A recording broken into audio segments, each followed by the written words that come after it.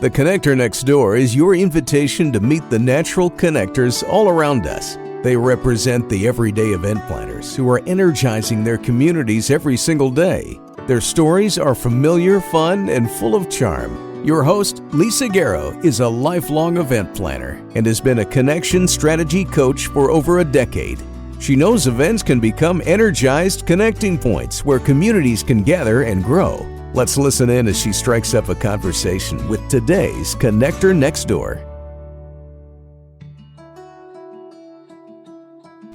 Craik is a martial arts black belt, wellness community builder, and the founder of the Wellness Dojo. When Kyle thinks about connection, he thinks about community. His journey to black belt took patience, care, and his ability to embrace the journey. It also took a network that was ready to support him, push him, lift him up, and yes, even knock him down in a healthy way so he could get stronger. With nearly 30 years in martial arts, he has brought the world of discipline, learning, self-exploration, and focus that martial arts taught him and created a community built to help anyone take control of living a healthier life. At Candy's first retreat, the Ultimate Event Experience, Kyle led us through an exclusive poolside martial arts 101 wellness session. The few of us that joined in felt a little bit out of our element as we were new to martial arts, but it was a warm welcome and there was a warm feeling of connection that made us all feel like we belonged. In our conversation today, Kyle shares how anyone can become a wellness black belt.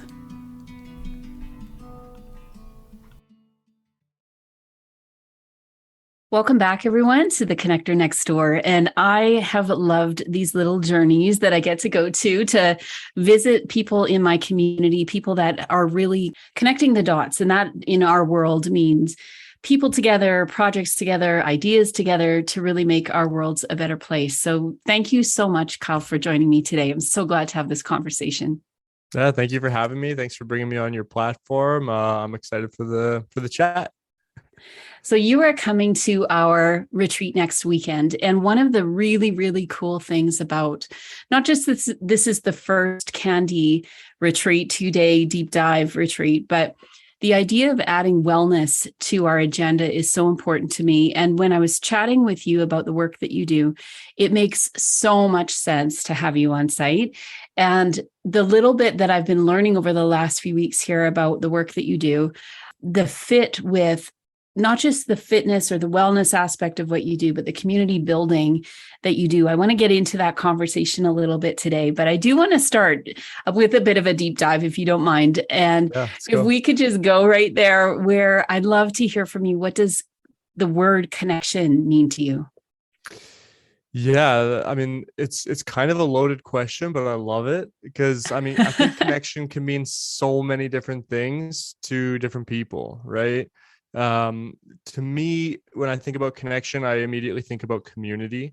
For myself personally, I did martial arts from a very young age. So I started martial arts when I was about 5 years old.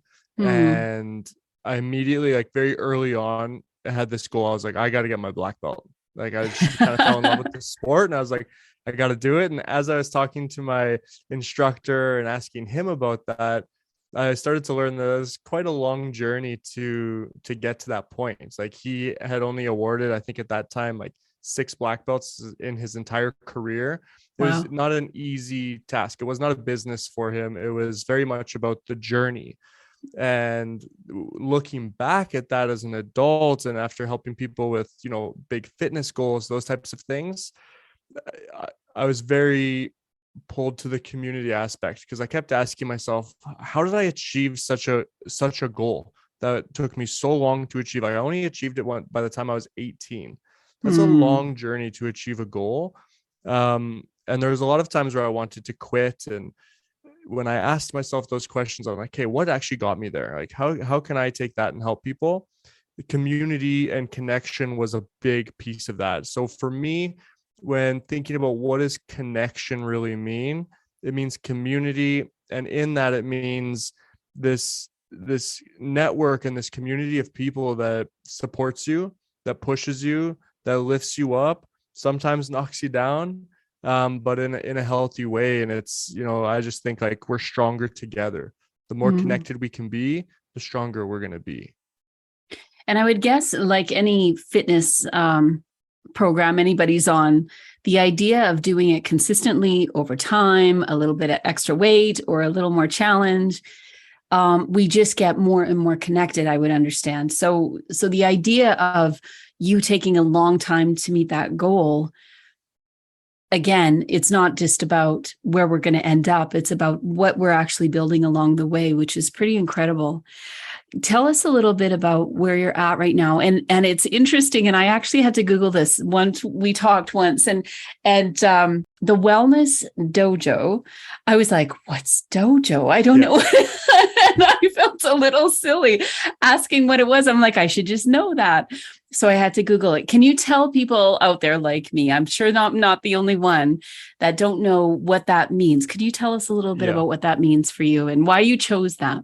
Yeah, no, I appreciate you bringing that up. It's funny because when I created this wellness dojo, this name, and kind of brought it all together, I knew creating it that I'm like, nobody's going to know what dojo is unless they've actually participated. Oh, I shouldn't feel so bad then.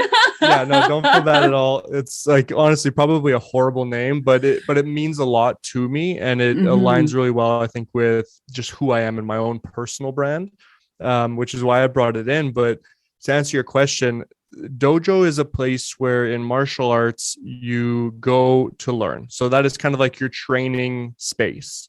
So it's to be respected. Like anytime we enter the dojo, we bow. Anytime we leave the dojo, we bow. But really what it means to me is it is that place where you go, where you feel safe, where you're there for personal growth. But really the dojo itself is a community. It's a place where we go to connect. It's a place where we go to learn, and, we challenge each other in the dojo. We learn lessons, we have failures, but it's always that place that you can go to where that, okay, I'm going to learn something. I'm going to go and I'm going to become better. When I walk out the door, I'm going to be better than when I walked in every single time. And so that's kind of where that name comes from, is taking that experience that I had in martial arts and saying, how can I help other people, even people who aren't interested in martial arts? How can I take that and give them something similar so that whatever their goal is, they can also come into a space, come into a community, come into connection, and leave a better version of themselves, leave more capable and leave more empowered. And how beautiful is it? And maybe sacred is a little heavy of a word, possibly, but to reserve a space for community. Sometimes we dumb it down. We say we're connected. We say we have a community or we're part of a community. It's something that is necessary, but not needed. Not something, it's a nice to have, not a need to have. And what you're describing just almost feels like something that could be an open door to really honoring the time with someone else and someone else's journey, and that other people are feeding into your journey. Is that something you notice when you're there, even in your own coaching, where people lean into it? They're like, oh, I just needed this, this today. Yeah, it's interesting because I recently just started an adults only class. I've been wanting to do it for years. And, I run the martial arts side of my business is very much like a sidebar side of my business. For many years, I kept it completely separate, and I kept those two worlds separated from each other. But we recently started an adults only class, and there's people who go to this class and kids as well, but particularly I notice it in the adults who are trying something new. They're going in, they're scared. They feel like they're going to look like a fool, right? They feel silly going into it. And then they come back the next week. And then same thing, like you hear them make comments like, oh, I look so silly, or I look so dumb, or, all those types of comments. But then when I ask people like, well, why do you come back? If every time you come, you feel that way, I'm like, why do you come back? And it's because it feels good to be a part of something, right? They come to something, they're doing something for themselves, first of all, which is so important, but then also they're a part of something. And just that feeling of being a part of a community like that, it keeps people going. Like you said, like with with fitness and with exercise and those types of things, there's a reason why people really enjoy going to a spin class and those types of things. It's because they feel like they're a part of something. They're a part of a mission together. And I think that's just so important in terms of just even just maintaining consistency, like you said. Is having that system that's around you that makes you feel good and keeps you active and keeps you going. It's really interesting that you say even a spin class. Like I used to go to the gym a lot, and I started just recently going back to the gym. And one of the motivators was I was going to go biking. I was speaking in PEI a few months back, and I'm like, what do you do in PEI when you're alone? And so I booked this 4-day tour to bike in PEI and see the sights and just see it on a bike. And I'm like, well, I'm so out of shape. I need to get back. And so I was going to the spin class, and I tell you, some of these women in the class, but they are just booking it and they're just going like crazy. And I'm on my little bike and I'm just like trying my hardest, to get this done. And I was joking with a couple of the ladies after, and like you're going double what I'm going, like, as far as your speed and your energy and your, cheering and all that. and what she said to me was, I actually learned from the gal beside me to stick with it, be there. And now you're beside me. And so, we can do this together. And I feel really great about going back, because I feel like there is that cheering each other on. And I think you and I have talked about this before, but this idea of martial arts being maybe more of a personal goal setting, a personal activity, personal sport, as opposed to some of these other team sports. And in that, and for myself, I'm more of a personal, I guess, sport person. But within that, you can still build community. When you're working with the adult class, like what you're describing, it's not just necessarily about a personal goal. We were chatting offline a little while back, and you were telling a story about somebody that actually set a goal and how you opened up the community to support that person towards their goal. Could you tell us that story? So inspiring. Yeah, no, I love that story. So thank you. Yeah, I had a client that I worked with for many, many years, and they had actually achieved quite a bit. Like, they had set this goal to lose a bunch of weight.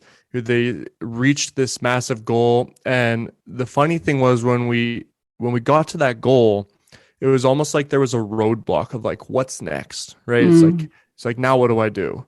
And it almost started to become a little bit of self-sabotage in that sense of like, I'm so comfortable trying to achieve something that now that I'm here, it's like, it's just like uncharted territories. Yeah. And interesting.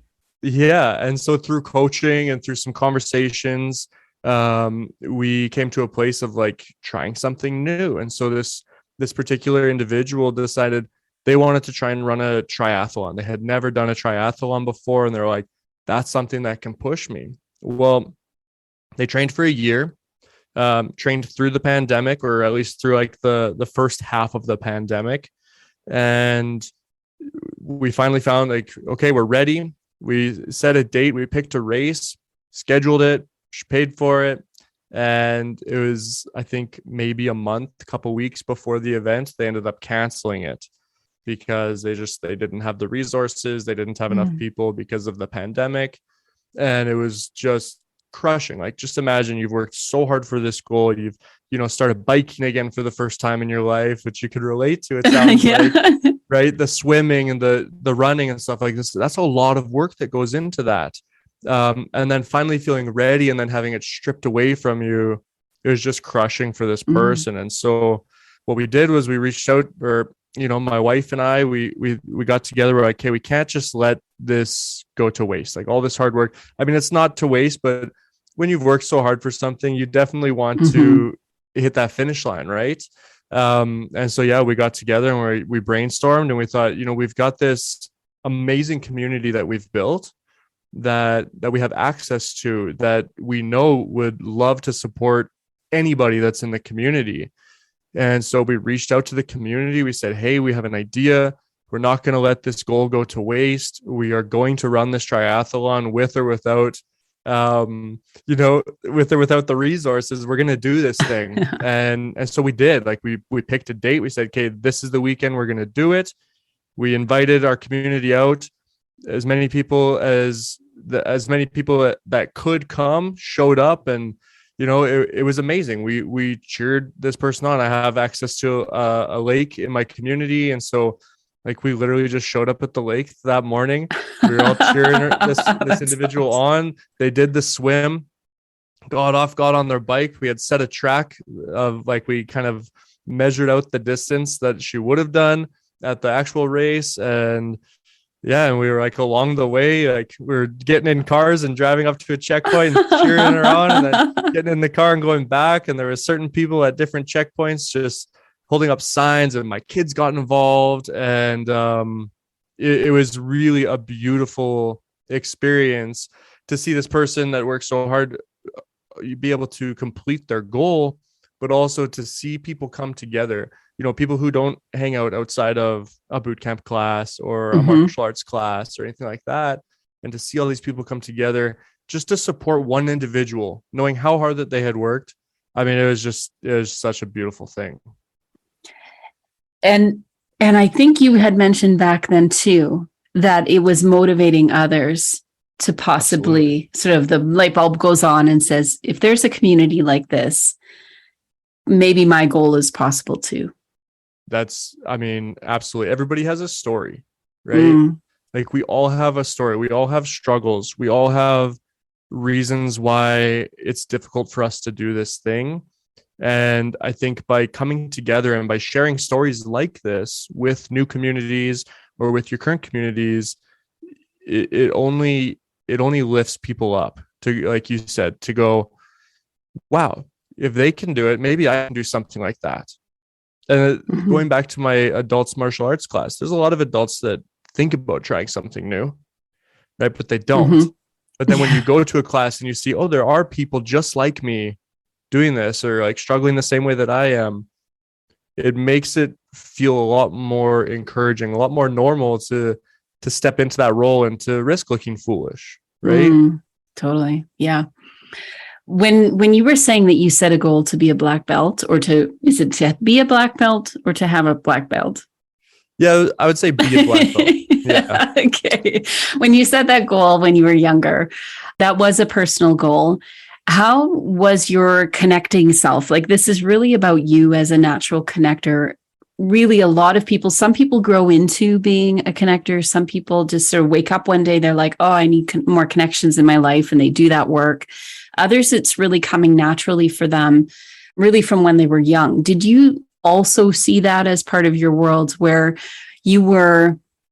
you had set the goal, you started working in this community, enjoying the community, but did you find yourself kind of pulling others into that community or encouraging people in that community as well? Yeah, absolutely. Like every time a friend asked me about martial arts and stuff, like I was trying to bring them to class. And the funny thing is, like, martial arts is not an easy sport to stay consistent with. Like, I would argue it's maybe one of the harder sports because it is very personal. It's very repetitive. There's times where it is very boring because it's like very repetitive movements that you have to try and master, right? And so I actually really struggled to get friends to join. But the really interesting thing was, for me in particular, I don't know what it was, but just very early on, I saw my instructor, who was always a mentor to me growing up, even into my adult life. And I saw his ability to have people look up to him and have people just this trust that he had built, right, in this group where people, they didn't question it, right? It was like full faith that they were on the right path with this person. I saw that early on, and I was immediately grabbed by that, and that's kind of what made me go, I want to be a black belt. I want to be like him. I want to be in that position where I'm bringing these people together and I'm making this group stronger as well.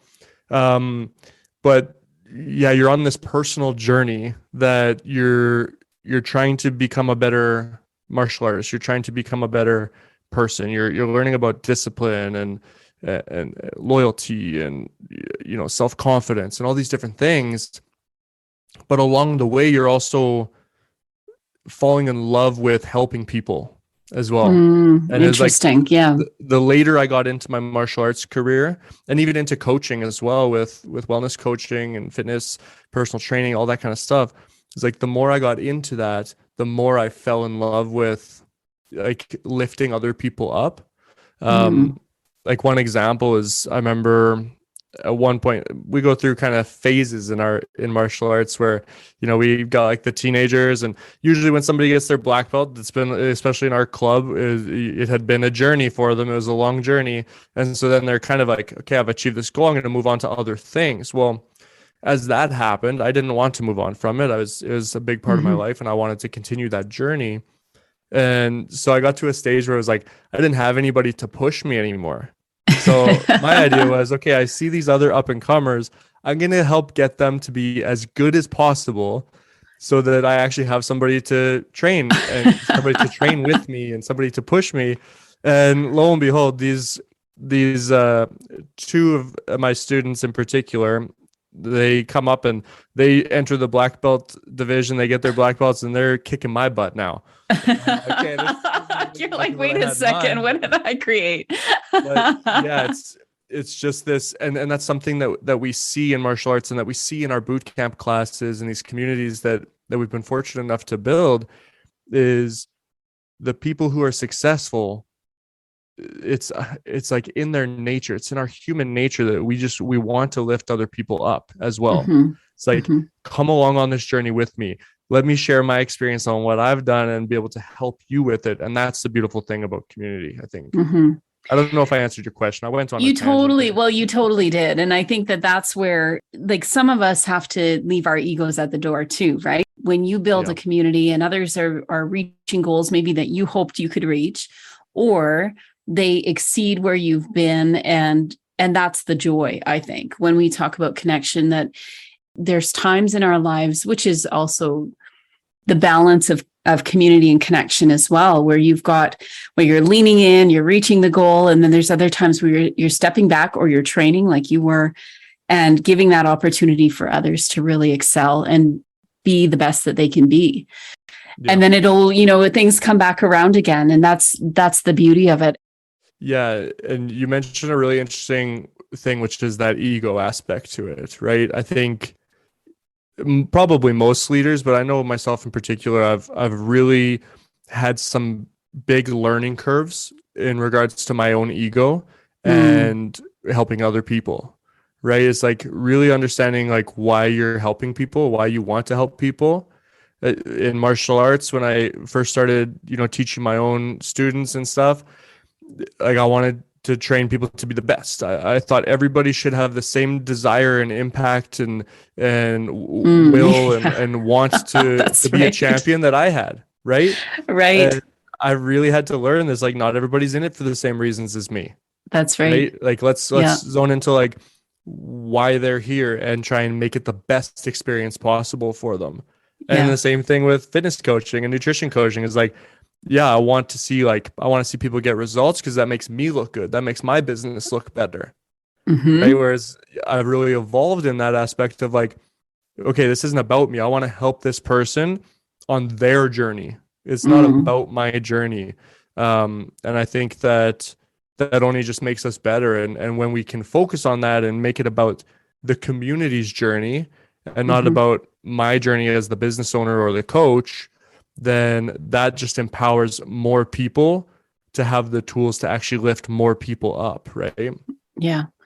Well, and I think in that they'll go on to be leaders. They'll go on to influence others. It is so much bigger than ourselves. And so if you were to think of something that you've learned in the course of your journey in creating community, in connecting with others, what would it be that we could learn from? What could we adopt or really put into action today that would make a difference in how we're connecting with others around us? Yeah, I mean, for me, it always comes back to why. Why do I have this community? Why am I building this? Right. And that, for me, that's changed multiple times throughout my career. Like why, like I just described part of it. It was like when I first started teaching, the why was like, because I want to prove that I can be the best instructor or whatever the case was. And that evolved to, I want to make an impact on these kids, on these adults, whatever amount of time that I have them for. I want to try and create the biggest impact in their life, right? I want to empower them in the most powerful way that I'm capable of. So for me, it comes down to focusing on, why are you doing it? Like, what's the purpose behind building this community? Yeah. Right. And I don't believe there's a right or wrong answer. Maybe it is ego driven, right? Doesn't mean that you're not doing any good if it's ego driven, but I think when you really start to ask yourself those questions, then you start to tap into the connections within the community a lot more, because now it's not just about like necessarily one thing, but it's about this purpose, right? Like, for example, maybe there's a charity event and it's like the goal is to raise $1 million. Great. What's the purpose behind that goal? Because when you can tap into the purpose and you can express that purpose throughout your community, now everybody's going to be able to get on board more so than just like this goal of raising $1 million. Right. Yeah, totally. And I love that is actually leading right into what our conversation is going to be about next weekend at the Ultimate. Is we're talking about the whole first day is about getting grounded. The whole first day is about, where are we showing up? How are we becoming more aligned with who we are? And then what we project to the world. What is that, that we keep putting out there? And then, like you say, finding that why, and then really working and living, and in our world, planning events with purpose, because people feel it, they understand it. When we are in community, we can support each other and give each other that feedback and encourage each other in different ways. And like you said too, I love that when you were like, everyone should be this way. I have a lot of friends that are not necessarily passionate about the things I am, but where we meet is that we are living on purpose. We're living in a place where connection matters. We're living where we want to create a deeper community. Yeah. And it's like, you kind of just described it perfectly, is when you get into the purpose, it keeps the ego at bay, but also the connections that you have around you and the community that you have around you, they're just going to get on board so much easier to your purpose than to your ego, right? Right. The best example I could give with martial arts would be, not everybody cares about going to a tournament and winning first place. But if you can share the purpose behind going to a tournament and going to a competition, and the personal growth that you go through, just, having to get yourself to even just step up in front of judges, for example. Well, now it makes a lot more sense. Like, I have a lot of parents who are like, well, my kid's not ready to compete. Like, they're not going to win. I'm like, it's not about winning, especially that first tournament. That's not what it's about. It's about them proving to themselves that they can do it. And then from there, that's the start of their personal journey with like just proving to themselves what they're capable of. Parents get on board with that. Yeah, totally. And I would say a lot of adults too, right? Because a lot of adults have come through their entire life where they haven't been given the opportunity to fail, the opportunity to try and not know if you're going to win or not. And a lot of people are in jobs right now where they're doing the work that they're comfortable with, that maybe they've just been doing forever, and not really allowing themselves to try something that might be more fulfilling. My client that we spoke about earlier, who did the triathlon, they were scared like crazy to try that. Like they were terrified to have this community around them watching. This is the first time they've ever attempted this. Like, it was terrifying for them. Right. And there's lots of times they're like, maybe I just won't do it. Maybe I'm not ready. Right. But it's like, it doesn't matter if you're ready. It doesn't matter if you have to stop and walk a little bit, which, by the way, she never did. But, that didn't matter. And when we really kept exploring and going back to, why did you decide to do this in the first place? Well, now it's just like that constant reminder of like, oh yeah, right. When you get to the why of weight loss or, whatever goal that you have, when you get to that deeper why, it's a reminder when you want to quit, that's like, it's actually not about the goal. It's about the purpose. It's about, what am I working towards constantly? Right. I heard something great from a mentor of mine once, where it was like, a goal is something that you can check off, Whereas like a purpose is something that you never check off. It's something that you continue to work towards. So you should have both, but you should constantly remind yourself of the purpose so that you can continue to work towards it. When you achieve the goal, it's like, okay, that goal is done. What else? What's another goal that aligns with my purpose? I love that. And that Yeah. helps keep pushing you forward. It's the same way that it helps you continue to grow a community. Yeah, I love that. I think sometimes we forget, right? We forget that, especially many people listening to this are people planning or promoting their events for a business organization or group. Yeah. They're very good at the logistics, the tasking, the checklists, the spreadsheets, and the timelines. And we get a bit of a buzz from getting through, that deadline, making that connection, adding this thing. And it's very task oriented. And like you said earlier, when we forget that there's a deeper purpose or a broader purpose to what we're doing, it does become a little lifeless, because not only do we forget where we are in all of this or where the core of our business purpose is in the event, but sometimes we lose either focus, or the event is over and then everyone just heads for the hills because they're just exhausted, burnt out, and they don't even know why they did it in the first place. Like, it's so important for us as leaders in this industry to really make sure that we are coming back to that conversation with our teams or with the people in our communities so that they understand. And even I work with a lot of people on getting sponsorships or partnerships for their events.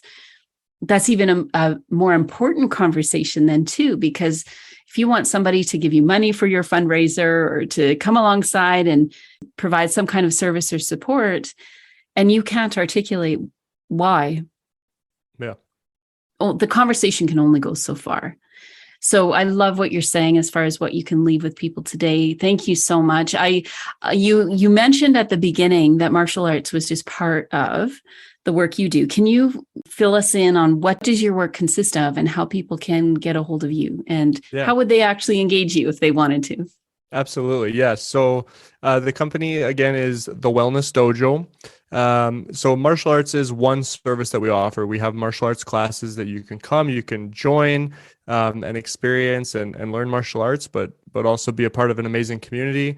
And then we also just have wellness services that help give you the tools. Like I said at the beginning, really what we want to do is we want to give people the tools to feel empowered again so that they can live their life better and not necessarily depend on us, but rather have us there for support. So we offer mobile massage therapy. So we have massage therapists that will travel right to your home if you're local here in Calgary. We have fitness nutrition coaching that can be virtual or in person. And we have naturopathic medicine, also virtual or in person. Dr. Riley is on our team. He's a naturopathic doctor. He's brilliant. He's fantastic. And yeah, people can look us up. Our website is just wellnessdojo.ca. They can look us up on Instagram at Wellness Dojo YYC.